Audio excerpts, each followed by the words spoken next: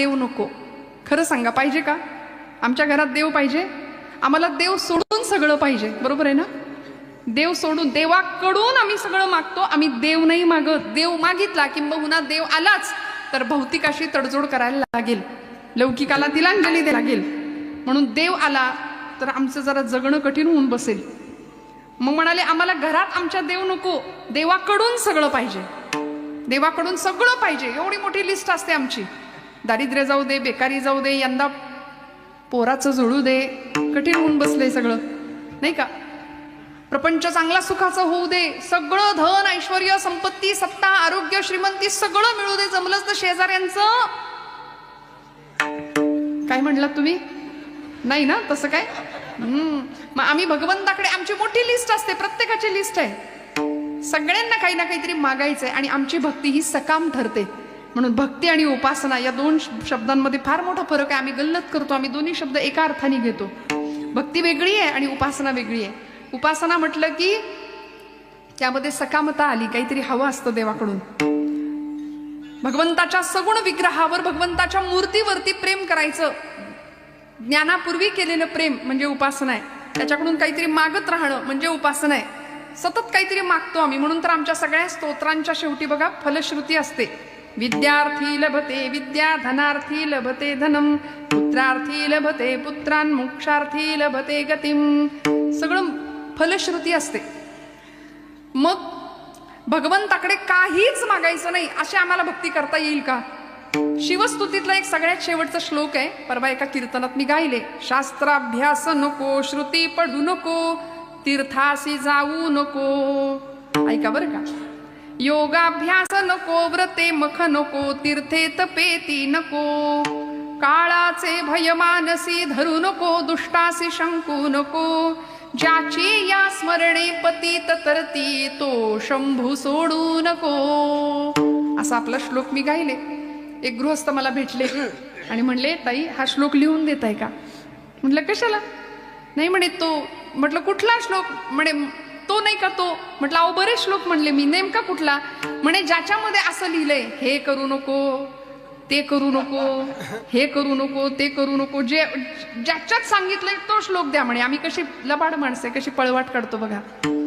त्यांनी सांगितलं शास्त्राभ्यास नको, श्रुती पढू नको, तीर्थासी जाऊ नको, व्रते तपे नको, मख म्हणजे यज्ञ काही नाही केलं तरी चालेल, पण ज्याची या स्मरणे पतित तरती तो शंभू सोडू नको. भगवंताचं स्मरण केल्याशिवाय राहू नको. ठाईचं बैसोनी करा एकचित्त, आवडी अनंत आळवावा. त्या अनंताला आळवायला सांगितलं. म्हणाले बाकी काही नाही केलं तरी चालेल. हा भक्तीचा साधा सोपा अर्थ संतांनी आम्हाला सांगून दिला. मग परमेश्वर आल्याशिवाय आणि भेटल्याशिवाय राहणार नाही.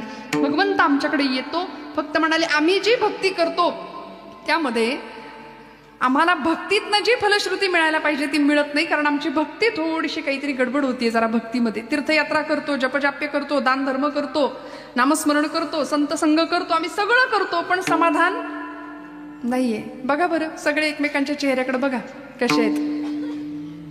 बघितलं का कसे आहेत चेहरे आपले? खरं सांगा. प्रचंड ताण आहे, टेन्शन आहे. हसा ना जरा, मस्त राहा, फ्रेश राहा. इथला आनंद कुठेच नाही बरं का. लिहून देते, हा आनंद कुठेच नाही, प्रपंचात नाही, भौतिक जगात नाही. या धर्ममंडपाखालचा इथला जो आनंद आहे नामाचा, भक्तीचा, कीर्तनाचा, तो दुसरीकडे कुठेच नाहीये. त्यामुळे आपण जर आपल्या एकमेकांकडे पाहिलं, आपण स्वतःकडे पाहत नाही, आपण जगाकडे फार पाहतो. स्वतःकडे पाहतो का आपण? आरशात पाहता का? बरं कोण असं आहे की आरशात बघून आलंच नाही आज? तरुण मंडळी इकडे आमच्या मुली भगिनी आरशात बघितलंच नाही आज, असं कोणी आहे का? नाही ना. आरशात किती वेळा बघतो आपण दिवसातनं? का? आपण आपल्यावर प्रेम करतो. पण म्हणाले आता मी परवा एक वाक्य वाचलं, म्हणले अलीकडे लोक आरसा नाही वापरत, मोबाईलचा फिल्टर कॅमेरा वापरतात. का? कारण म्हणले आरसा खरं बोलतो. विठ्ठल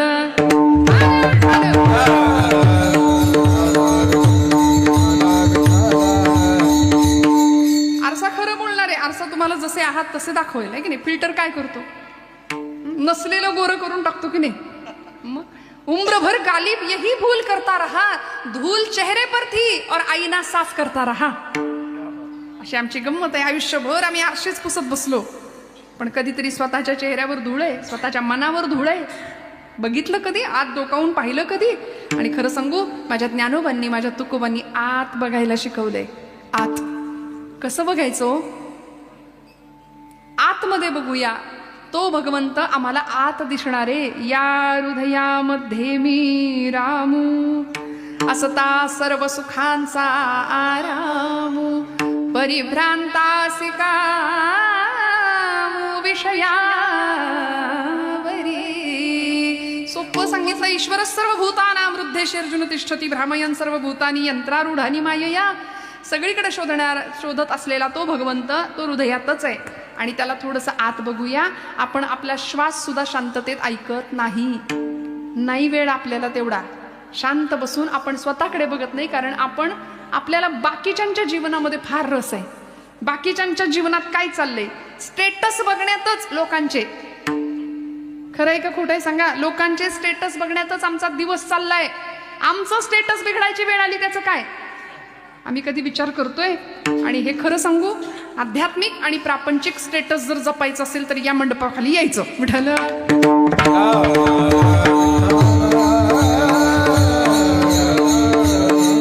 आणि नुसतं नाही यायचं, आपल्या लेकरा बाळांना घेऊन यायचं. आईसाहेबांनी केवढा मोठा घाट घातलाय, किती सुंदर मोठं वैभव.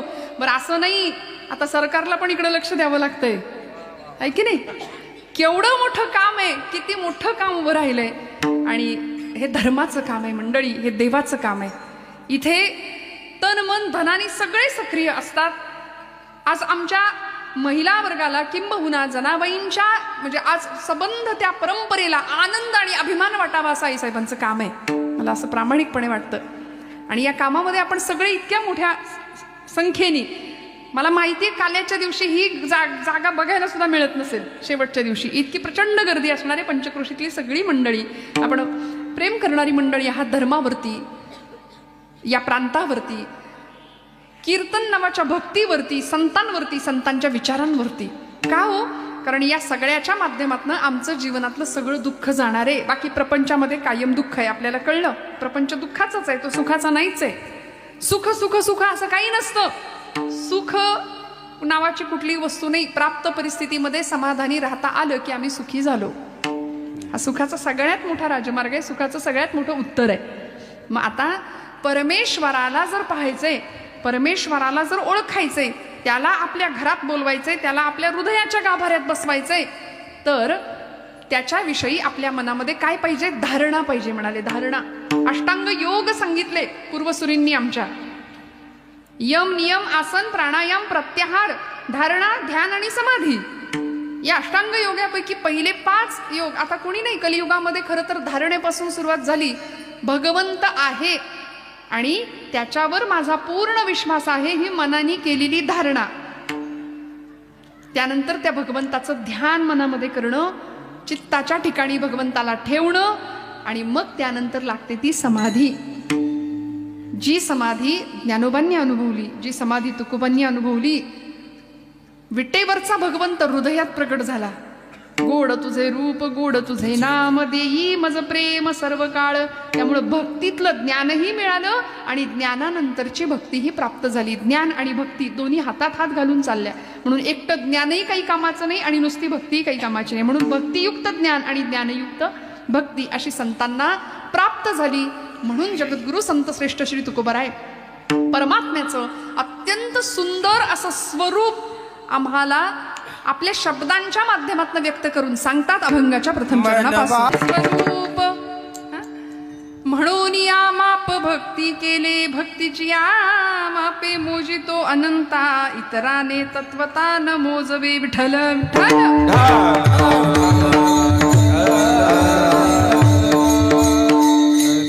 भगवंताच्या स्वरूपाचं वर्णन सांगितलं तुकोबरायांनी. देवा तुझं स्वरूप कसं आहे? मन वाचातीत तुझे हे स्वरूप. मनाच्या आणि वाणीच्या पलीकडे असलेलं भगवंता तुझं रूप आहे, तुझं स्वरूप आहे. श्रीमद भागवतकार आपल्या मंगलाचरणामध्ये भगवंताचं स्वरूप सांगतात, त्याचं सामर्थ्य सांगतात आणि त्याचा स्वभाव सुद्धा सांगतात. सच्चिदानंद रूपाय विश्वोत्पत्त्यादि हेतवे तापत्रय विनाशाय श्री कृष्णाय वयं नुमः. सच्चिद आनंद असं भगवंताचं स्वरूप आहे म्हणाले. पुढे त्याचं सामर्थ्य काय? विश्वोत्पत्त्यादि हेतवे, विश्वाच्या उत्पत्तीला स्थितीला आणि लयाला कारण असणारा तो भगवंत आहे. तो जग निर्माण करतो, जग तोच जग बनून राहतो आणि सगळं होऊन मिटवतो सुद्धा तोच, शेवटी उरतो सुद्धा तोच. अद्यतिष्ठ दशांगुलम. त्यामुळे आणि भगवंताचा स्वभाव सांगितला, तापत्रय विनाशाय, आदि दैविक, आदि भौतिक आणि आध्यात्मिक या तीनही तापांचं निवारण करणारा तो भगवंत आहे, असं त्याचं स्वरूप, त्याचा स्वभाव आणि त्याचं सामर्थ्य सांगितलं. त्याला आपण काय म्हणतो? अखिलकोट ब्रह्मांडाचा नायक, जगाचा बाप म्हटलंय त्याला. आपण एसटीने प्रवास करताना सगळे करताना कुठं बसता? एसटी मध्ये काय आग्रह असतो आपला? कुठं बसायचं असतं? हा, एसटी मध्ये पुढच्या सीटवर बसायचा आग्रह असतो. मग किती गर्दी असली तरी आपण जागा धरून, खिडकीतनं जागा धरून ठेवतो, पण पुढच्या सीटवर बसायचा आग्रह असतो. का? कारण मागच्या सीटवर बसल्यानंतर सगळी आदळापट असते, नाही का? मग ड्रायव्हर सीट पासनं जेवढ्या जवळ तेवढे धक्के आणि दणके कमी आहेत. हे एसटीतलं झालं. ड्रायव्हर सीट पासनं जेवढ्या लांब बसू तेवढी सगळी आदळापट असते. हे एसटी ड्रायव्हरच्या बाबतीत झालं किंवा साधं व्यवहारातलं उदाहरण झालं तर आपण जगाच्या मालकाला, अखिलकोट ब्रह्मांड नायकाला जगत चालक म्हणतो. तो जग चालवतोय, सगळी सूत्र त्याच्या हातात आहे. निळोबरायांनी त्याचं वर्णन केलं, ऐसा लाघवी हा माया सूत्रधारी. तो सूत्रधार आहे, तो माया सूत्रधार आहे. त्याच्या हातामध्ये सगळी सूत्र आहेत ना. तर मग जीवनाच्या प्रवासामध्ये त्या सूत्रधारापासून, त्या जगत चालकापासून आपण जेवढे जवळ तेवढे धक्के आणि दणके कमी, आणि त्याच्यापासून जेवढे जास्त लांब तेवढी सगळी आदळापट आहे प्रपंचात. लक्षात ठेवा. मग नाही म्हणायचं देवा काय र वाट्याला दिलंस आमच्या म्हणून, अशी नाही तक्रार करायची भगवंताकडे. बघा, आम्ही त्याच्या जवळ जात नाही, हा आमचा प्रश्न आहे. आम्हाला त्याच्या जवळ गेलं पाहिजे, संतांच्या जवळ गेलं पाहिजे, त्याचं स्वरूप जाणून घेण्याचा प्रयत्न केला पाहिजे. तुकोबरायांनी, ज्ञानोबरायांनी त्याला जाणलं, त्याला ओळखलं, आणि त्याचं स्वरूप सांगत असताना महाराज म्हणतात, मन वाचातीत तुझे हे स्वरूप. भगवंता तुझं स्वरूप कसं आहे?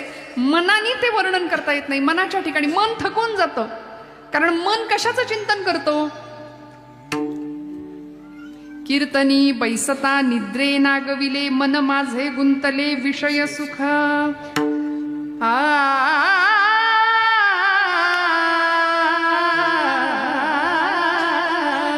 कीर्तनी बैसता निद्रे नागविले, मन माझे गुंतले विषय सुख. विषय सुख अमृताने गुण, नाम तुझे देवा, नाम तुझे देवा.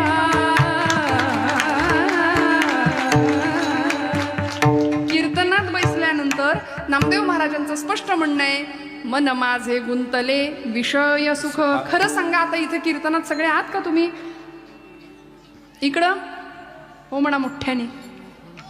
बांधव वर्ग, पुरुष वर्ग, आमची लेकरं सगळी लहान सगळे तुम्ही कीर्तनात आहे ना? देहाने बसलाय, मन आहे का कीर्तनात? या मनाला उपमा दिली. मन माकडासारखं सगळीकडे उड्या मारत असतं.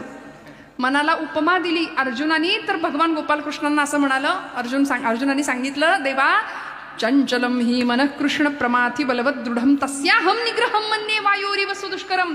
अत्यंत चंचल आहे मन, म्हणजे चंचल आहे, चपळ आहे.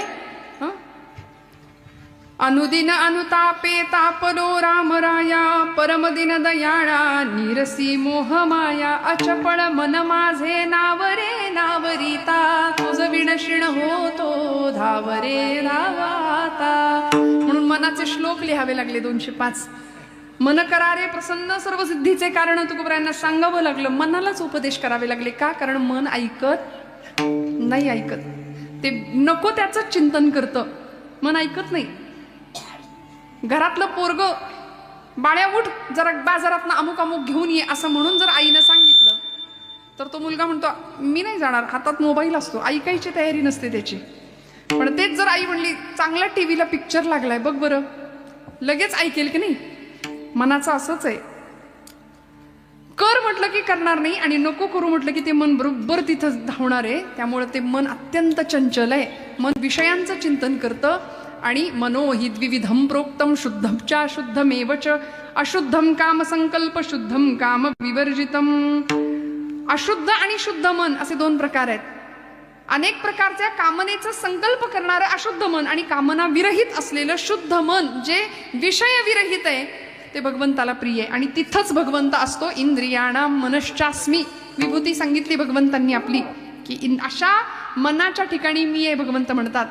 पण जे मन विषयांनी बरबटलेलं आहे ते मन भगवंताचं वर्णन करायला गेलं तर तिथं ते थकतं, ते माघारी येतं. आणि वाणीच्या बाबतीत बोलायला गेलं तर तुकोबराय म्हणतात मन वाचातीत तुझे हे स्वरूप.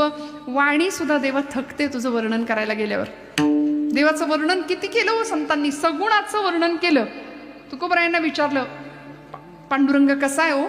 तुकोबरायांनी सांगितलं सुंदर ते ध्यान उभे विटेवरी करकटेवरी ठेवून या तुळशीहार गळा कासे पितांबर. आवडे निरंतर हेच ध्यान वर्णन केलं राजस सुकुमार. मदनाचा पुतळा राजस सुकुमार. मदनाचा पुतळा रवी शशिकळा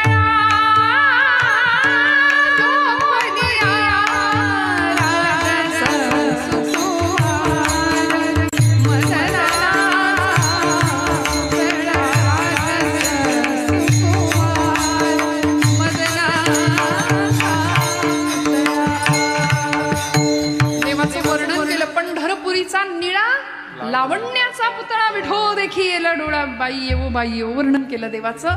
वाचेनी वर्णन केलं पण कशाचं? देवाच्या सगुण रूपाचं वर्णन केलंय.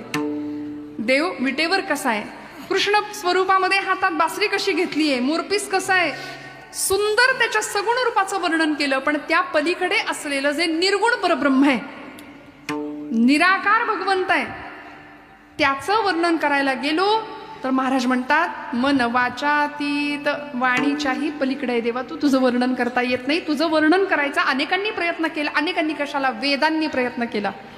पण वेदाची अवस्था काय झाली? वेद मौनावला. वेद बोलू शकले नाहीत. श्रुतींना विचारलं देव कसा आहे.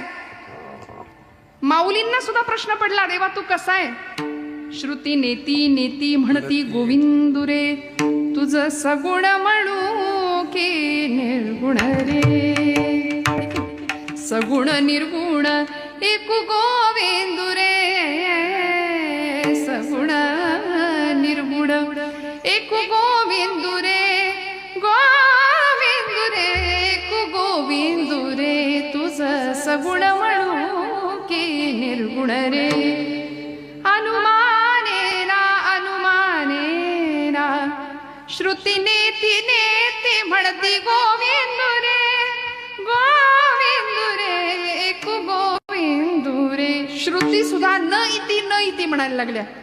देव कसा आहे? असा नाही असा नाही असा नाही. वेद थकले, शास्त्र पुराण थकली देवाचं वर्णन करता करता करता.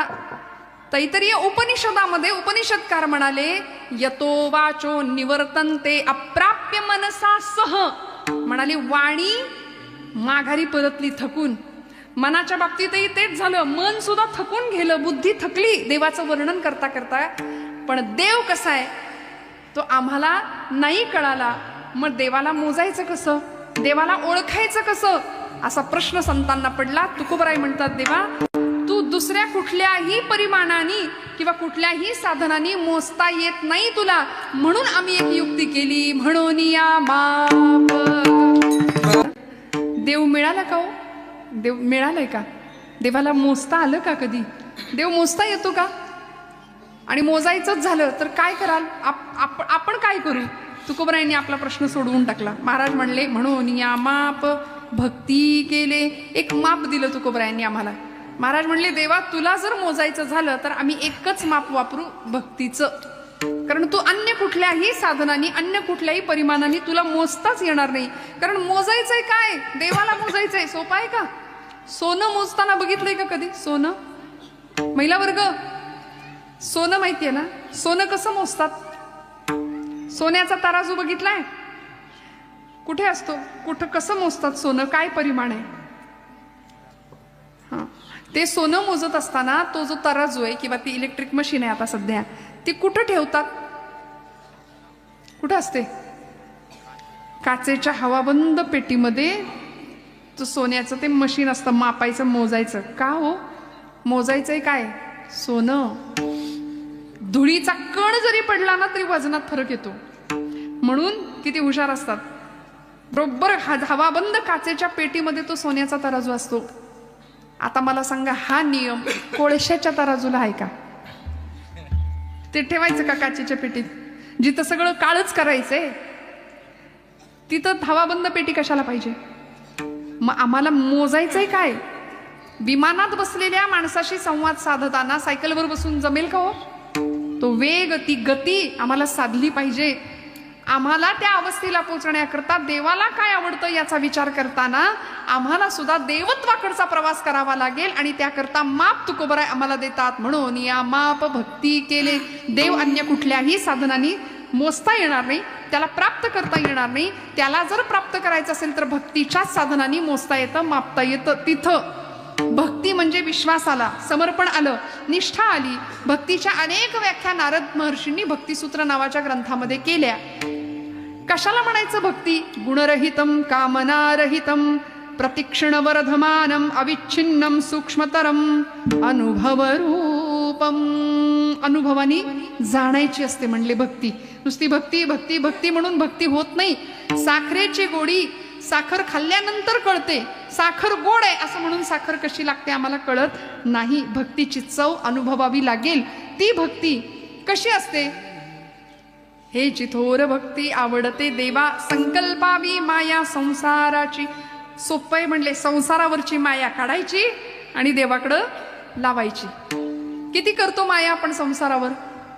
मुलगा जर आपल्या पोटचं बाळ जर जेवलं नाही तर आपण किती किती वाईट वाटतं. लेकरवाळ्या एखाद्या आईला किती वाईट वाटतं.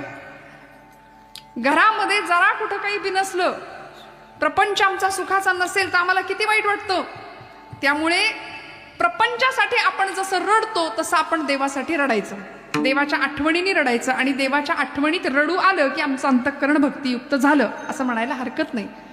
भगवंताची भक्ती हृदयामध्ये प्रकट होण्याकरता हृदय किती संवेदनशील असलं पाहिजे. आपण प्रपंच करता लगेच डोळ्यात अश्रुधारा काढतो. जरा कोणी काही बोललं की लगेच डोळे वाहतात की नाही. पण देवासाठी कधी आम्ही रडलो का हो? देव जेवला नाही म्हणून आपण कधी रडलोय का? खरं सांगा. देवाला नैवेद्य अर्पण केला आणि देव जेवला नाही म्हणून आपण रडलो नाही. नामदेव महाराज रडले म्हणून पांडुरंगाला यावं लागलं. जनाबाई रडत होत्या, आमचे राका कुंभार रडत होते, गोरोबा काका चोखामेळा रडत होते देवाच्या आठवणीत. माझ्या माऊलींनी तर किती टाहो फोडावा. पडिले दूर देशी मज आठवे मानसी, मज आठवे मानसी. नको नको हा वियोग कष्ट होता ते जीवासी. अहो देवाच्या आठवणीत रडणं काय अत्युच्च आणि पराकुटीची भक्ती असेल. माझे ज्ञानोबराय असं रडायचे देवाच्या आठवणी करता. आमच्या राधाबाई, मीराबाई रडायच्या भगवंताच्या भक्तीसाठी. विष जरी प्यायचा प्रसंग आला ना तरी भगवंतावरची निष्ठा आणि विश्वास इतका प्रगल्भ होता, इतका प्रगाढ होता की वाटेल ते झालं तरी आमची भक्ती नाही आम्ही सोडणार. देह जावो अथवा राहो पांडुरंगी दृढ भावो. या न्यायाने करण्यात आलेली ती भक्ती होती. देवाला ओळखायचं होतं, त्या भक्तीच्या माध्यमातून देवाला मोजायचं होतं. माप होतं भक्तीचं. मन वाचातीत स्वरूप हे तुझे म्हणून या माप भक्ती केले. देवाचं स्वरूप खरं तर निर्गुण निराकार आहे. एकटा होता परब्रह्म, त्याला कर्मेना म्हणून तो अनेक झाला आणि ब्रह्मानी आपल्या मायेचा आधार घेतला. निळोबरायांनी फार सुंदर गवळण लिहिली.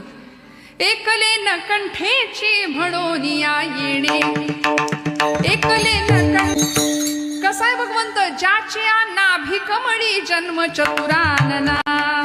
ज्याच्या नाभीतनं कमळ जन्माला आलं आणि त्याच्यामध्ये भगवान ब्रह्मदेवांचा जन्म आहे. ज्याची या नाभी कमळी जन्म चतुरानना. ज्याची या निज प्रभा प्रकाश रवी किरणा. ज्याची या महातेज तेज हुताशना. येणेची पढवुनी वेद केला शहाणा. वो वेदाला सुद्धा ज्यांनी शहाणं बनवलं असा भगवंत ऐसा लाघवी माया सूत्रधारी. मग असा भगवंत अगम्य आहे, अतर्क्य आहे, अव्यय आहे आणि असा अविनाशी असलेला परमात्मा त्याचं स्वरूप सांगण्याकरता तुकोबराय म्हणतात मनाचा उपयोग नाही तिथं, वाणीचा उपयोग नाही तिथं, तिथं एकच माप कामी पडतं. म्हणून या माप भक्ती केले, देवाला ओळखायचंय. तिथं अविश्वास ठेवून उपयोग नाही मंडळी. बघा, वारी करणाऱ्या वारकऱ्याला एक पत्रकार भेटला. प्रचंड गर्दी, वारीचा पर्वकाळ, आणि एक 75-80 वर्षाचे गृहस्थ होते, म्हातारे बाबा होते. वारी चाललीये आणि वारीमध्ये चालत होते. पाठीवर एक त्यांचा नातू बसला होता. नातवाला पाठीवर घेऊन चालतायत आणि एक पत्रकार, किंवा आता अलीकडे सोशल मीडियाचा काळ आहे, प्रत्येकाच्या हातामध्ये मोबाईल आहे. रील काढतात, लगेच शूटिंग करायचं, लगेच अपलोड करायचं, लगेच व्ह्यूज मिळवायचे, लगेच सगळं. आणि त्यांनी त्या बाबांचा इंटरव्ह्यू घेतला, मुलाखत घेतली आणि सांगितलं, बाबा किती वर्ष वारी करताय? त्या म्हातार बाबांनी उत्तर दिलं, लेकरा तसं काही आठवत नाही बाबा किती वर्ष, पण म्हणले मी हा जसा माझा नातू माझ्या खांद्यावर बसलाय की नाही, तसा मी माझ्या आज्याच्या खांद्यावर बसून यायचो, तेव्हापासून वारी करतोय. जागेत ना सगळे? तेव्हापासून मी वारी करतोय. एवढं ऐकलं आणि त्या पत्रकारांनी किंवा त्या कार्यकर्त्यांनी पुढचा प्रश्न विचारला. फार प्रश्न असतात आमच्या तरुण पिढीला, फार तरकट स्वभावाची माणसं आम्ही झालो. का? कारण संवेदना शून्य जीवन आहे. प्रत्येक प्रश्नाचं का म्हणून उत्तर विचारायचं असतं आम्हाला. घरातली एखादी आजी सांगतीये ना कपाळाला टिकली लाव, तर गप लावायची. का म्हणून कशाला विचारता? बरं, त्याच्या मागचं कारण शोधायचंच असेल ना, तर विज्ञान आहे, जिज्ञासू वृत्तीच्या लोकांनी वैज्ञानिक कारणं शोधायची. त्याच्यामागे डॉक्टरी शास्त्र आहे, त्याच्यामागे शास्त्र आहे, सगळी कारणं मिळतील आपल्याला. शोधायची वृत्ती असली म्हणजे झालं. दक्षिणेकडं पाय करून झोपायचं नाही. नातवाला जर कुणीतरी सांगत असेल तर कशाला झोपायचं? का म्हणून कशाला प्रश्न विचारायचा? आम्हाला फार लागतं बघा, फार लागतं. आणि तरकट स्वभाव अजिबात आवडत नाही. महाराज म्हणले, नको नको देवा तार्किकांचा संग, तरकट माणसाच्या संगतीत मला ठेवू नको. फार ज्ञान असणं सुद्धा कधी कधी धोक्याचं ठरतं. ज्ञानी माणसाला अहंतेचा स्पर्श होतो, त्यामुळे फार ज्ञानी माणसं सुद्धा धोक्याची असू शकतात. मग परिणाम काय? त्या त्या गृहस्थांना त्या पत्रकारांनी प्रश्न विचारला, बाबा सांगा ना, इतके वर्ष वारी करताय, देव भेटला का? देव भेटला? पांडुरंग दिसला का कधी? त्या बाबांनी उत्तर दिलं, नाही लेकरा, नाही भेटला अजून पांडुरंग. नाही, एवढे वर्ष वारी करता तरी पांडुरंग नाही भेटला? नाही भेटला म्हणाले. मग तरी वारी करताय? हो, तरी वारी करतो. कशासाठी करता? आता गप घरात बसायचं, आता उठलेलं बसवत नाही, बसलेलं उठवत नाही, अशी अवस्था, तरी वारीला एवढे चालत आलात, अजून करणार का? हो, जिवंत आहे तोपर्यंत वारी करणार म्हणले. बरं, ते बाबा म्हणले, लेकरा मला भरपूर प्रश्न तू विचारलेस, आता मी एक तुला प्रश्न विचारतो, विचारू का? म्हणले विचारा. त्यांनी असं सांगितलं, तुमच्याकडे तुम्ही कुत्रा पाळता का रे गड्यांनो? कुत्रा पाळता? तो म्हणाला, हो, आमचा कुत्रा आमच्या फ्लॅटमध्ये, आमच्या घरात सुद्धा असतो, बेडरूम मध्ये सुद्धा येतो. आमच्या घरात आमच्या आईबापाला जागा नसते, पण आमच्या कुत्र्याला जागा घरात असते. आम्ही शहरी माणसं आहे. म्हणले, तुमच्या शहराकडच्या लोकांसारखं आमचं नसतं बघा. ते बाबा म्हणले, आमचा कुत्रा, आम्ही पण कुत्रा पाळतो, पण आमचा कुत्रा घरात येत नाही, तो घराच्या मागच्या अंगणात, पुढच्या अंगणामध्ये असतो, घरात नाही येत. पण आमचं रक्षण करतो, राखण करतो, स्वामिनिष्ठ असतो. सुगीचा दिवस आले, धान्य आलं की त्या धान्याचं रक्षण करतो. आणि आमच्या वस्तीवर जर मध्यरात्री एखादा चोर आला तर आमचा कुत्रा भुंकतो म्हणले. त्याचं भुंकणं ऐकून पलीकडच्या वस्तीतला कुत्रा भुंकायला लागतो. त्याचं भुंकणं ऐकून त्याच्या पलीकडच्या वस्तीतला कुत्रा भुंकतो. त्याचं भुंकणं ऐकून अजून 2, 4, 5, 10, 15 कुत्री एकाच वेळी रात्रीची भुंकायला सुरुवात करतात. चोराला कोणी बघितलंय सांग? चोराला कोणी बघितलं होतं? सगळ्यांनी बघितलं नाही. पहिल्या कुत्र्यांनी चोराला पाहिलंय. तुम्ही जागे आहेत? नाही कळलं अजून? पहिल्या कुत्र्यांनी चोराला पाहिलं तरी 15-20 कुत्री एकत्र भुंकतात. का? कारण विश्वास आहे. अरे गड्या, प्राण्यांच्या बाबतीमध्ये जर हे जमतं तर आम्ही नाही पांडुरंगाला पाहिलं, आम्हाला नाही देव दिसला, पण माझ्या ज्ञानोबरायांना दिसलाय, माझ्या तुकोबरायांना देव दिसलाय. मग या वाटेवरून जर ते चालत गेले आणि त्यांना पांडुरंग दिसला तर आम्हाला का नाही दिसणार? कसा दिसला हो माझ्या ज्ञानोबरायांना? योगिया दुर्लभ तो म्या देखिला साजणी.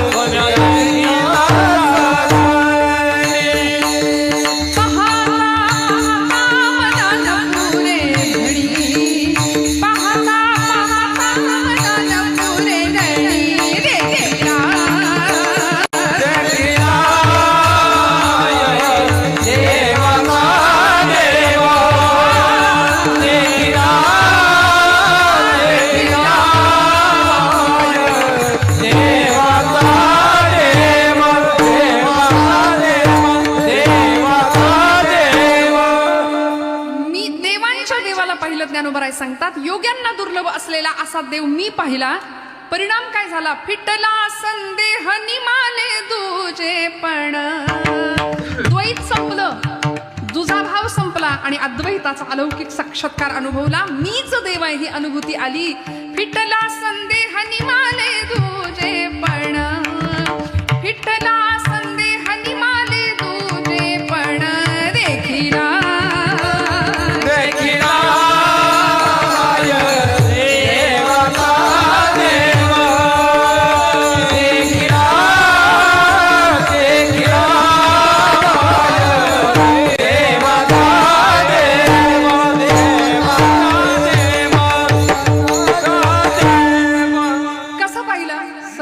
दिसला. कुठे कुठे दिसला? अनंत रूपे अनंत वेशे. प्रत्येक रूपात मला तो दिसला, प्रत्येकाच्या हृदयात मला तो दिसला. म्हणून आपली पद्धत आहे, राम कृष्ण हरी, राम राम. का? तुमच्या हृदयातला राम तोच माझ्या हृदयात आहे. म्हणून आपण एकमेकांप्रतीचा स्नेह, सौहार्दता कशी असली पाहिजे?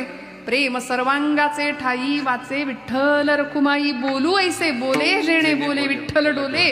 म्हणून ज्ञानोबराय आम्हाला बोलण्याचा आचार शिकवतात. साच आणि मवाळ मितुले आणि रसाळ शब्द जैसे कल्लोळ अमृताचे. आमचं बोलणं असतं का असं? नुसत्या शब्दांच्या जखमा करून टाकतो प्रत्येकाला आम्ही. इतके शब्दाची जखम नाही भरून निघत, शास्त्राची जखम भरून निघते. पण शब्दांनी एखाद्याचं हृदय दुखवण्याचा आपल्याला काय अधिकार आहे सांगा? यासाठी का वाणी दिली? वाणी भगवंताच्या कथानुवादामध्ये समर्पित झाली पाहिजे. वाणीने भगवंताचं नाम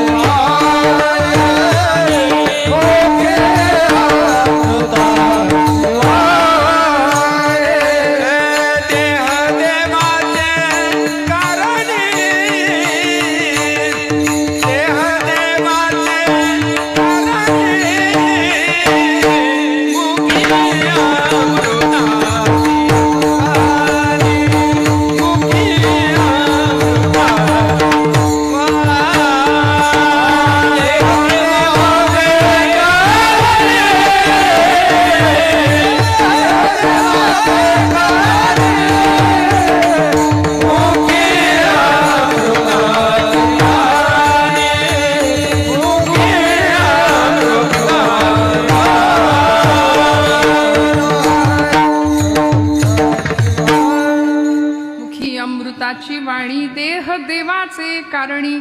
सांगून दिलं मुखाने काय काम करायचंय. अखंड भगवंताचं नाम, हरिनाम प्रक्षाळी जिव्हेते असं म्हणलं. आम्ही दिवसभर लोकांची निंदा करतो ना, एक नाम घेतलं तर ते निंदेचं पाप धुवून काढण्याचं काम भगवंताच्या नामामध्ये. त्यामुळे असं नाम वाचेनी घ्यावं. मनाच्या ठिकाणी भगवंताचं अधिष्ठान असावं. भगवंताचं स्वरूप मनालाही वाचेलाही कळत नाही. म्हणून एकमेव माप घ्यावं भक्तीचं आणि भक्तीच्या मापाने देवाला मोजावं असं तुकोबरायांचं म्हणणं आहे. म्हणून या माप भक्ती केले. मग या भक्तीच्या बळावर परिणाम काय झाला हो? देव कीर्तनात उभा राहिला, देव नाचायला लागला कीर्तनात.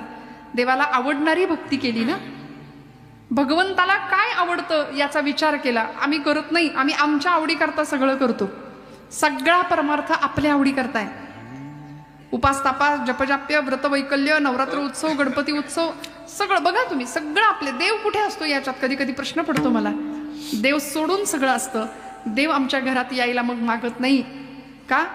कारण आम्ही देवाकडे जायला सहसा मागत नाही. येताय का कीर्तनाला? नको म्हणले, आज मूडच नाही. बसलेलं उठवत नाही, उठलेलं बसवत नाही. मग कोई तन दुखी, कोई मन दुखी, कोई धन बिन रहत उदास, थोडे थोडे सब दुखी सुखी हरी के दास. त्यामुळे इथं आल्यानंतर जे सुख मिळतं ते कुठेच मिळत नाही. त्यामुळे असा आनंद आम्हाला फक्त परमार्थामध्ये मिळू शकतो, हे संतांचं ठाम म्हणणं आहे ना. मग त्या भगवंताला जर ओळखायचं असेल तर त्याकरता प्रपंचातलं लक्ष काढून थोडंसं परमार्थामध्ये लावलं तर मग प्रपंच आणि परमार्थ दोन्ही सुखाचं होणार आहे. भक्तीच्या मापाने त्याला मोजलं आणि भक्तीच्या बळावरतीच भगवंतानी काय काय करावं भक्तांच्यासाठी हो. एक भक्ती भगवंताला, त्या भक्तीचं ऋण वाढत गेलं. दिवाळखोर नारायण त्याला बहुतांचे ऋण. ते ऋण चढत वाढत गेलं.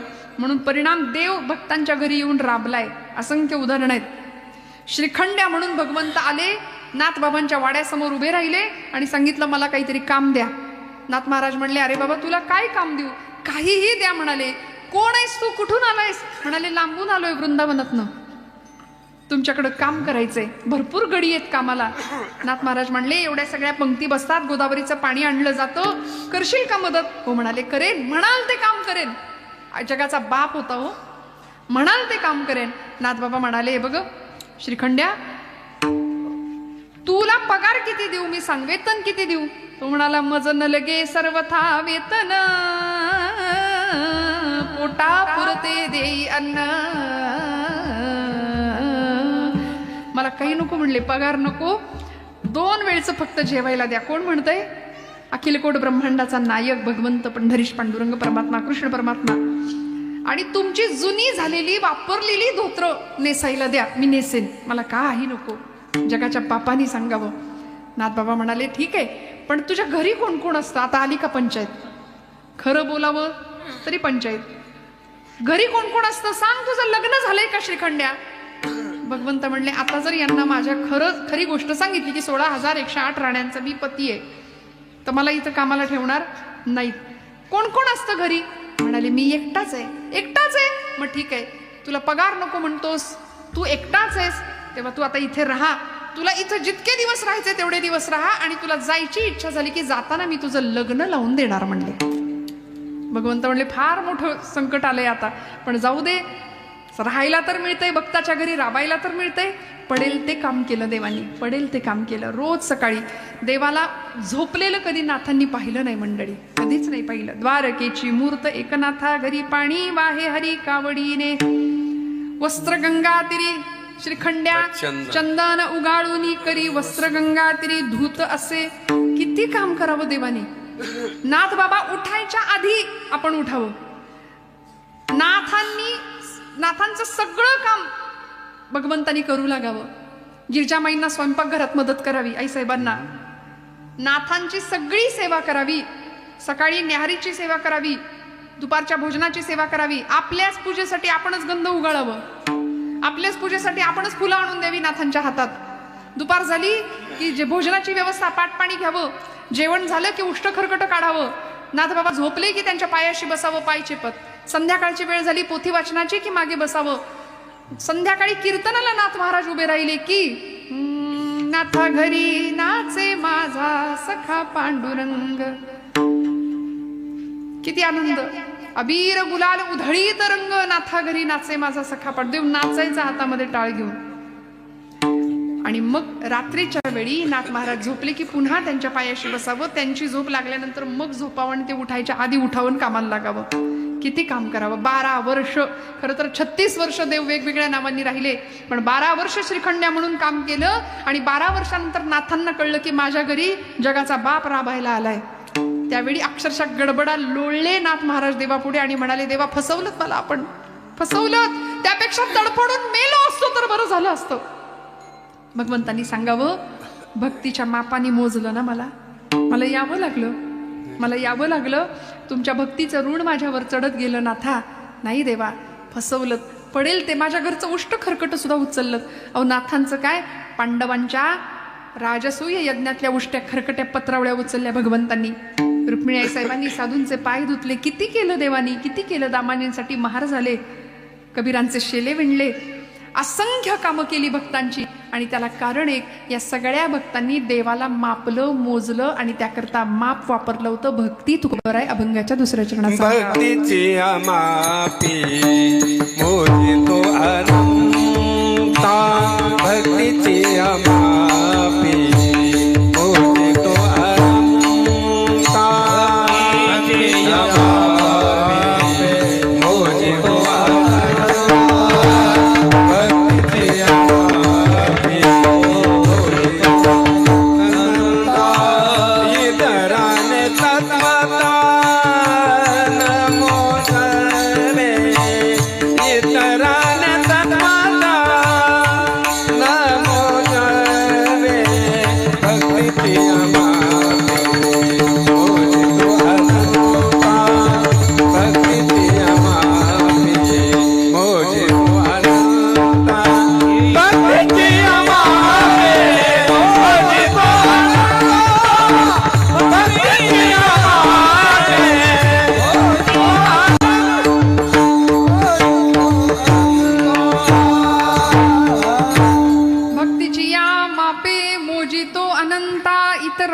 तत्वता न मोजवे, भक्तीची या मापे मोजितो अनंता.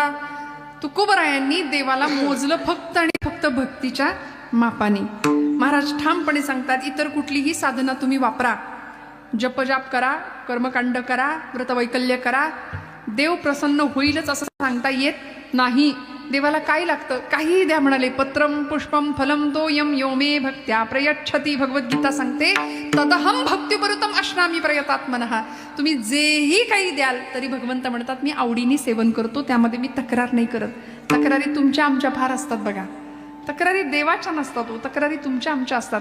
आम्ही आत बघायला तयार नसतो, आम्ही बाहेर बघतो म्हणून आम्हाला देव सापडत नाही. देव आतमध्ये बघावं लागेल, अंतरात बघावं लागेल. एक गृहस्थ मोठा प्रवास करत होता रेल्वेचा, बरं का. मोठा प्रवास आहे, 2-3 दिवसाचा लांबच्या पल्ल्याचा प्रवास. रेल्वेमध्ये बसलाय, धनाढ्य कॅश होती हातामध्ये, खिशामध्ये ठेवलेली, भरपूर पैसे जवळ घेतले होते. आणि एका बोगीमध्ये रेल्वेच्या एका बर्थवर तो बसलेला. भरपूर गर्दी आहे ट्रेनमध्ये. आणि कुणी आलं गिराईक काही विक्री करता, तर ते विकत घेण्याकरता ते पैसे खिशातनं काढायचा, मोजायचा, काही सामान हवं असेल ते घ्यायचा, परत ते पैसे खिशात ठेवून द्यायचा. हे दिवसभर बघितलं. त्याच्या समोरच्या बर्थवर एक चोर बसला होता. त्या चोराने पाहिलं. चोराने म्हणला, या माणसाकडे भरपूर पैसे आहेत, आज हे पैसे आपण मिळवायचे. अंधार पडला, रात्र झाली, सगळी माणसं झोपून गेली. तो श्रीमंत माणूस आपले पैसे खिशात ठेवले आणि तो झोपला. तो झोपल्याबरोबर चोराने त्याचे खिसे तपासायला सुरुवात केली. कुठं काय मिळतंय? खिशात पैसेच नाहीत. चोराला प्रश्न पडला, अरे माझ्या डोळ्यासमोर, माझ्या समोर यांनी खिशात पैसे ठेवले होते आणि मला काही पैसे मिळाले नाहीत. पैसे कुठं ठेवले असतील? भरपूर शोधाशोध केली, पैसे काही मिळेनात. शेवटी थकून झोपी गेला. दुसऱ्या दिवशी सकाळी परत यांनी खिशातनं पैसे काढले, मोजले. चोर म्हणाला, अरे मी याच खिशात काल तपासले होते, मला पैसे मिळाले नाहीत आणि आता यांनी खिशातनं पैसे काढले. चोराला प्रश्न पडला. तो सबंध दिवस गेला. परत त्यांनी खिशात पैसे ठेवले, झोपी गेला. परत उजाडलं आणि चोरांनी त्या रात्री सुद्धा भरपूर शोधलं, पैसे काही केल्या मिळायला तयार नाहीत. शेवटी चोरांनी आपली ओळख द्यायची असं सांगितलं. म्हणाले, बाबा मी चोर आहे, तुमच्या समोरच्या सीटवर मी बसतोय, मी रोज बघतोय, काल परवा 2 दिवस आपला प्रवास चालू आहे, मी बघतोय तुमच्या खिशात तुम्ही पैसे ठेवता, तुमच्याकडे भरपूर पैसे आहेत. पण मी ज्यावेळी पैशाला हात लावायला गेलो पैसे चोरायच्या उद्देशाने, त्यावेळी तुमच्या खिशात मला पैसे सापडले नाहीत. मला पैसे देऊ नका म्हणले, पण कुठं ठेवता एवढं तरी सांगाल का? कुठं ठेवले होते एवढं सांगाल का? त्या माणसाने सांगावं, बाबा रे तू सगळीकडे शोधत होतास, पण तुझ्या उशाखाली शोधायचं विसरत होतास, नाही का? मग आमचं असंच आहे, आम्ही सगळीकडे बघतोय, सगळीकडे देवाला शोधतोय, पण आमच्या अंतरंगात बघायचं राहतंय. देव आम्हाला सापडणार असा नाहीये. कसा सापडेल? देव मूर्तीत नामावे, तीर्थक्षेत्रात नाठावे, देव आपणात आहे, शिर झुकवोनी या पाहे, तुझ्या माझ्या जड देही, देव भरोनी या राहे, देव देवाऱ्यात नाही, देव नाही देवाला, देव देवाऱ्यात नाही, देव नाही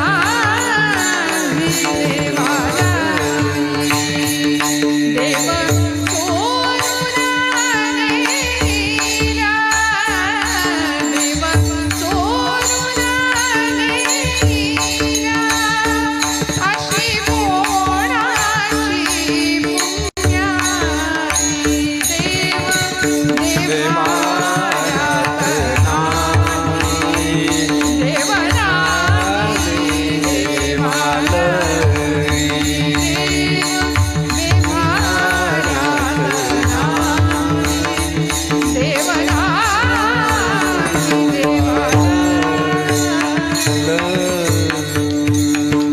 देव मूर्तीतही आहे आणि तो घटपटात सगळीकडे भरलेला आहे. विठ्ठल चळी स्थळी भरला, रीता ठाव नाही उरला, मग प्रत्येकाच्यात विठ्ठल आहे असं समजून जर आम्ही भगवंताची भक्ती केली तर ती देवाला असणार आहे. आज आम्ही माणूस माणसापासून इतका दुरावतोय. आधुनिक विज्ञानाचं युग आहे, तंत्रज्ञानाचं युग आहे, AI चा जमाना आहे सध्या, सगळं जग जवळ आलंय, पण माणूस मात्र माणसापासून लांब गेलाय. प्रचंड सुधारणाचं युग आहे, सगळे वेगाने धावतायत, पण आमची मनं इतकी कमकुवत झाली, एकमेकांपासून दूर गेली. आणि आपण सरळ म्हणतो कुणाचं कुणा वाचून अडत नाही. अरे अडत नाही असं नाही. आयुष्यामध्ये यश मिळालं तर पाठीवर कौतुकाची थाप मारायला आपली माणसं लागतात. आयुष्यात सुखदुःखात सहभागी व्हायला आपली माणसं लागतात. माणसांशिवाय काही होत नाही. म्हणून माणसं जपणं फार गरजेचं आहे. हेच खरं जीवनाचं तत्वज्ञान आहे. अध्यात्म यापेक्षा वेगळं काही नाहीये. त्यामुळे असा विचार करता करता जर जीवन प्रवास सुरू झाला ना तर भक्तियुक्त अंतःकरण परमेश्वराला सुद्धा आम्ही आवडू आणि भगवंताची कृपादृष्टी आमच्यावर झाल्याशिवाय राहणार नाही. तुकोबराय म्हणले, भक्तीची या मापे मोजितो अनंता, इतराने तत्वता न मोजवे. योगयाग विधी योगयाग तपे देहाची योगयाग तपे देहाची योगयाग तपे देहाची योगी ज्ञानियाच्या लागे न सापडसी, लागे न सापडसी. योग याग विधी देहाची या योगे ज्ञानाची या लागे न सापडसी. तुकोबरायांनी सांगितलं इतर कुठल्याही अन्य साधनाचा काही उपयोग नाहीये. कितीही साधनं वापरा, योग याग अधिक कर्म करा, ही फक्त देहापुरती मर्यादित राहतात. उलट यांनी अहंकार वाढू शकतो. ज्ञानाचा सुद्धा अहंकार असतो बरं का. पांडुरंग शास्त्री आठवले नावाचे स्वाध्याय परिवाराचे प्रणेते होऊन गेले. दादा म्हणायचे लोक त्यांना. आणि त्यांना एकाने विचारलं होतं, म्हणले दादा ज्ञानी माणूस कुणाला म्हणायचं? ज्ञानी. दादा हसले आणि उत्तर दिलं, म्हणाले ज्याचा चेहरा एरंडेल प्यायल्यासारखा असतो की नाही, तो म्हणले ज्ञानी ओळखायचा. तो हसत नाही, बोलत नाही, फार कुणाच्यात कुणी मिसळत नाही. बघा आम्हाला असं वाटतं काही आमचं जगाशी घेणं देणंच नाही. पण माऊलींना विचारा ना, ज्ञानोबरायांचं अंतःकरण किती सुंदर. माऊली म्हणतात, हे विश्वची माझे घर, ऐसी मती जयाची स्थिर, किंबहुना चराचर आपणची झाला, वासुदेवम सर्वमिती. हे भक्तीचं उत्तर आहे. ज्ञान वेदांना विचारलं तर वेद भगवंत कसा आहे सांगत नाहीत, वेद मौन करतात. श्रुतींना विचारलं, श्रुती न इति म्हणतात, पण भक्ती उत्तर देते, वासुदेवम सर्वमिती.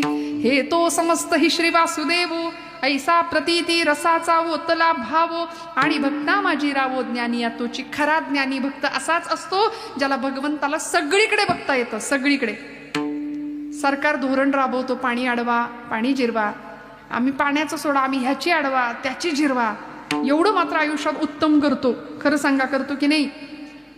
25 वर्षापूर्वी अमक्या माणसाने मला दुखवलंय, असं बोलला होता.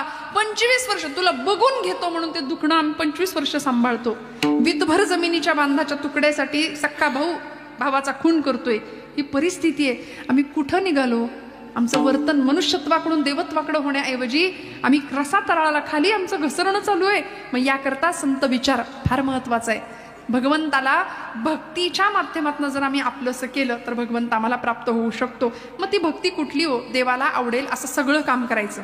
देवाला काय आवडतं? परित्राणाय साधूनाम, तो त्याच्याकरता आलाय. विनाशाय च दुष्कृताम, धर्मसंस्थापनार्थाय संभवामी युगे युगे. धर्माचं रक्षण करणं, साधूंचं रक्षण करणं, दुष्टांचा नाश करणं, हे देवाच्या आवडीची कामं आहेत. आणि ती जर आम्ही केली तर ती देवाची भक्ती आहे, ती देवभक्ती आहे, ती देशभक्ती आहे, ती धर्मभक्ती आहे. इथे अविश्वास कामाचा नाही, इथे मनामध्ये संदेह कामाचा नाही. संदेह आला की संपला विषय. संशयात्मा विनश्यती असं भगवान गोपालकृष्ण भगवद्गीतेत सांगतात. संशयी माणूस स्वतःही सुखी होत नाही आणि जगालाही सुख लागू देत नाही. संशय फार धोक्याचा. मग म्हणाले आम्ही नको तिथे संशय करतो. आज परिस्थिती इतकी विलक्षण आहे, धर्म आमचा धोक्यात आहे असं का म्हणावं लागतं? परत घोषणा गुमायला लागल्या, सगळं हिरवं करून टाकू, सगळं हिरवं करून टाकू. आम्ही हिरवं नंतर करा. भगवा हटावचे नारे घुमवणाऱ्यांना घुमतात आणि भगवा हटाव असे नारे घुमतायत, आज बोलतायत मंडळी. मला असं वाटतं तो भगवा नंतर हटवा, पण आधी जर खरंच आपल्यात हिंमत असेल, आपल्यात ताकद असेल तर आमच्या पूर्व क्षितिजावर रोज एक भगवा उगवतो. तो भगवा हटवून दाखवा, मग भगवा हटावचे नारे घुमवा. आज आमच्या आदिगुरु जगद्गुरु शंकराचार्यांनी पंचायतन पूजेमध्ये एक देवता दिली. 5 देवता आमच्या प्रत्येकाच्या देव्हाऱ्यात असायला पाहिजेत अशा. गणपती बाप्पा, शिव, शक्ती, विष्णू आणि 5वी देवता आहे भगवान आदिनारायण, त्यांची आज आपण उपासना केली सकाळी सगळ्यांनी, बरोबर ना? तेजो निधी लोह गोल भास्कर हे गगनराज, दिव्य तुझ्या तेजाने झगमगले भुवन आज. हे दिनमणि व्योमराज भास्कर हे गगनराज, तेजो निधी लोह गोल, तेजो निधी लोह गोल, दिव्य तुझ्या तेजाने सगळं भुवन, सगळं आसमंत उजळून निघतो. कशामुळे? सूर्यनारायण पूर्व क्षितिजावर अवतीर्ण होतो, त्याची पूजा आम्ही करतो. आणि देव नाही असं म्हणणाऱ्यांना ठामपणे सांगा की देव नाही, देव नाही काय लावलंय? अरे रोज पूर्व क्षितिजावर बघ, प्रत्यक्ष दर्शन देणारी आदिदेवता आहे ती सूर्यनारायण. यापेक्षा अजून वेगळा चमत्कार काय पाहिजे? यापेक्षा अजून चमत्कार काय पाहिजे? देव रोज उगव. फक्त आता आम्ही सगळे सूर्यवंशी, आम्हाला देव कधी दिसायचा तो पूर्व क्षितिजावरचा? सकाळी उठावं लागतं तेवढ्या करता. तरुण मंडळींना सांगावं लागेल रोज सकाळी लवकर उठून सूर्यनारायणाचं दर्शन घ्या, मग तुम्हाला देव नेमका काय असतो आणि तो काय तेज देतो हे कळेल. त्यामुळे या सूर्यनारायणाची भक्ती आमचा संशय आम्हाला संपवणार आहे बरं का. त्यामुळे नको तिथे संशय नाही घ्यायचा. धर्मभक्ती, देवभक्ती, देशभक्ती तुमच्या माझ्या रोमारोमात असावी. या भूमीला छत्रपती शिवाजी महाराजांच्या रूपाने एक नररत्न प्राप्त झालं. त्यांना घडवणारी महाराष्ट्राची राजमाता आऊसाहेब जिजाऊ. निष्ठा काय असते, भक्ती काय असते, समर्पण काय असतं? तुका म्हणे प्राण करा देवासी अर्पण, असं ज्यावेळी म्हटलं जातं त्यावेळी छत्रपती शिवाजी महाराज आमचे देव आहेत, आमचा राजा आहे, आमचा स्वराज्याचा तो देवत आहे, हे जेव्हा मनामध्ये ठसतं ना पक्क, त्यावेळी कान्होजी जेध्यांसारखी 65 वर्षाची माणसं सुद्धा तळहातावर प्राण घेऊन अशी समोर उभी टाकतात. अफजल खानाच्या मोहिमेवर राजे चालले होते. 28 वर्षाचं वय माझ्या छत्रपतींचं. अफजल खान क्रूर कर्मा पठाण लाखोंची सेना घेऊन, मोठा वरवंटा घेऊन आपल्या प्रतापगडाच्या किंवा महाराष्ट्राच्या दिशेने येत होता. मूर्ती भंजक मूर्ती फोडत येत होता. आणि येता येता जिजाऊ माऊलींचं दर्शन छत्रपतींनी घेतलं आणि मोहिमेला निघाले. प्रतापगडाच्या पायथ्याशी भेट होणार होती.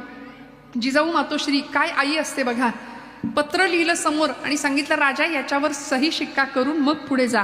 राजांनी बघितलं कुठलं पत्र होतं, तर ते मृत्यूपत्र होतं राजांचं. अशी आई होती म्हणून राजे घडले. आताच्या आईचं काही बोलायला नको नाही का. मुलगा म्हणतो आई खेळायला जाऊ का, नको पडशील. मग आई पोहायला शिकू का, नको बुडशील. मग आई काय करू, टीव्ही बघ, हा घे मोबाईल, मोबाईल बघ, नाही का. आम्हाला फार कौतुक असतं. आम्हाला जे मिळालं नाही ते आमच्या लेकरांना मिळावं असं आम्हाला वारंवार वाटतं. पण या पलीकडे जाऊन थोडासा देव देश धर्माचा विचार, रक्त बघितलं की चक्कर येते आमच्या पोरांना. असं नाही, सीमेवर लढायला पाठवणाऱ्या आईबापाचं काळीज वाघाचं असावं लागतं आपल्या लेकराला सीमेवर लढायला पाठवताना. कारण शत्रूची गोळी कधी छातीचा मर्मभेद करून जाईल याची कल्पना नसते. काय परिणाम होत असतील मला सांगा ना. किती ताकद द्यावी लागते आईनी. काय काम असतं. येथ वडीला जे जे करीती तया नाम धर्म ठेवीती असं ज्ञानोबा का म्हणत असतील याचा विचार आम्हाला करावा लागेल. जिजाऊ मातोश्रींनी सांगावं राजा हे मृत्यूपत्र आहे तुमचं, याच्यावर सही करा आणि मग मोहिमेवर जा. कारण याच्यात जर तुमचं काही बरं वाईट झालं तर हे राज्य फक्त शिवबाचं नाहीये, हे राज्य देवधर्माचं आहे, हे राज्य देशधर्माचं आहे. स्वराज्याची मोहीम थांबता कामा नाहीये. ही आई होती, ही भक्ती होती, ही निष्ठा होती त्या काळची. छत्रपतींना भेटायला कान्होजी काका जेधे 65 वर्षाचे गृहस्थ आले होते. त्यांनी हातात एक पत्र दिलं आणि राजांना म्हणाले राजा हे बघ अफजल खानाचं पत्र आलंय मला. राजांनी पत्र बघितलं. त्या पत्रात लिहिलं होतं कान्होजी जेधे, शिवाजी महाराजांचे एकनिष्ठ सरदार आहात आपण, पण आता शिवाजी महाराजांच्या सैन्याचं काही खरं दिसत नाही. आमच्या या मोहिमेमध्ये त्यांना नेस्तनाबूत व्हावं लागणार आहे, तेव्हा आपण आम्हाला येऊन मिळा असं पत्र होतं. लेकाचं दम देतोय, फितुरी करायला सांगतोय म्हणले का, आणि न मिळाल किंवा न याल तर पुढच्या परिणामांना तयार राहा असं ते पत्र होतं. कान्होजी काका म्हणले बघितलंस का राजा, अफजल या दम देतोय. राजा म्हणाले काका तुमचं वतन जाईल, तुमची जहागीर जाईल, तो बोलावतोय तर तुम्ही जा, आमचं काही म्हणणं नाही. 28 वर्षाचे राजे होते, वडीलकीचं नातं होतं कान्होजी काकांचं. राजांनी सांगावं, हे बघा असंही आमचं जहाज आता बुडणारच आहे, एवढा मोठा वरवंटा सैन्याचा घेऊन अफजल खान येतोय, काय होईल सांगता येत नाही, आणि बुडणाऱ्या जहाजात आपणहून आपलं बोचकं कोण आणून टाकतं. काका तुम्हाला बोलवतायत, तुम्ही जा, तुम्हाला जहागीर मिळेल, तुम्हाला वतन मिळेल.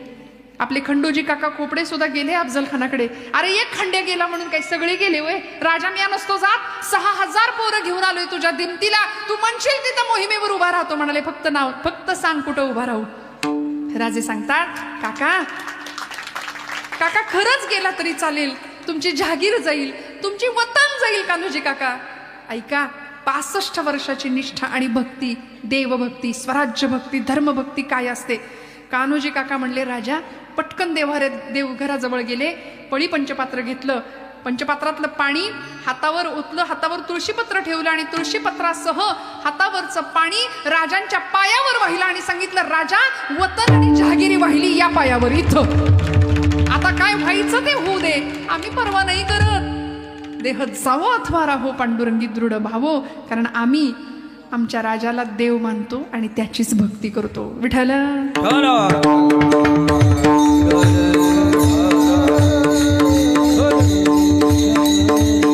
भगवंताला मोजावं लागतं, अन्य कुठल्याही साधनांनी देव प्राप्त होत नाही. ज्ञानाची या लागे न सापडसी, तिथं ज्ञान नाही कामाला, तिथं श्रद्धा आणि भक्तीच कामाला येते.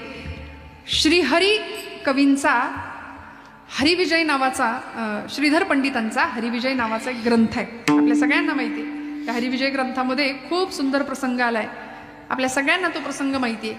देवाला मोजलं होतं एका प्रसंगामध्ये. कुठला प्रसंग? देवाला मोजता येतं का? तुकोबरायांनी उत्तर दिलं, हो मोजता येतं. कुठलं माप?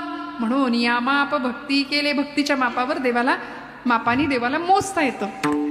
भगवान गोपाल कृष्ण द्वारकेचे राजे, मथुरेवर जरासंधाच्या स्वाऱ्या होत होत्या म्हणून त्याला शह देण्याकरता द्वारका नगरी स्थापन केली. आणि त्या द्वारकेमध्ये, द्वारका कशी होती? तुम्ही जागे आहेत का? जागे आहेत ना सगळे? द्वारका नगरी कशी होती? सोन्याची होती. त्या सोन्याच्या द्वारकेमध्ये भगवान गोपाल कृष्णांचा प्रपंच आहे, गृहस्थाश्रम आहे, प्रमुख अष्टनायिक आहेत. आणि एवढ्यात एक प्रसंग घडला. काय घडला हो? नरकासूर नावाचा एक राक्षस होता, उर्फ भौमासूर त्याचं नाव. त्यांनी इंद्र राज्यावर स्वारी केली, इंद्रावर, आणि इंद्रदेवानी भगवंतांना मदत मागितली. त्यामुळे भगवंत या युद्धामध्ये मदती करता गेले. बरोबर कुणाला घेतलं? सत्यभामा देवींना घेतलं. सत्यभामेंचा युद्धातला पायगुण खूप चांगला. पूर्वीच्या काळी बायका लढायच्या, आताही लढतात, नाही असं नाही, पण घरातच असतं नाही का. सीमेवर जाऊन, म्हणजे हातामध्ये धनुष्य, शस्त्र शिक्षण, म्हणून आताच्या लेकी बाळींना मी नेहमी सांगते, स्वसंरक्षणाचे धडे आम्हाला दिले पाहिजेत, शस्त्राचं शिक्षण घेता आलं पाहिजे. सत्यभामा देवी इतक्या सुंदर लढायच्या ना, हातामध्ये धनुष्य घेऊन असा काही पराक्रम गाजवला. त्या रात्रीचं ते युद्ध झालं होतं, रात्रीच्या अंधकारामध्ये, आणि ते युद्ध जिंकलं, नरकासूर संपला. या राक्षसानी आपल्या कैदेमध्ये 16,100 राज्यातल्या स्त्रिया, राजकुमारी बांधून ठेवल्या होत्या, डांबून ठेवल्या होत्या.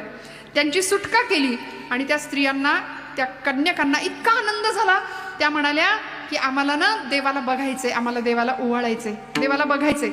सत्यभामाबाई म्हटल्या, आमच्या यांचा रंग इतका पक्का आहे, तो काही रात्रीच्या अंधारात दिसणार नाही. त्या म्हटल्या आम्ही सोय करतो. म्हणून प्रत्येकीने हातात दिवे घेतले आणि ओळीनं उभ्या राहिल्या ओवाळायला. म्हणून दीप आणि आवली म्हणजे ओळ, त्या दिवशी आपण दिवाळी साजरी करतो. ओळीने उभ्या राहिल्या आणि देवाला ओवाळले, पराक्रमाचं दर्शन घेतलं. तेव्हापासून पद्धत आली पाडव्याला, दिवाळीला ओवाळायची. का? देवानी पराक्रम केला, राक्षसाला मारलं म्हणून ओवाळलं.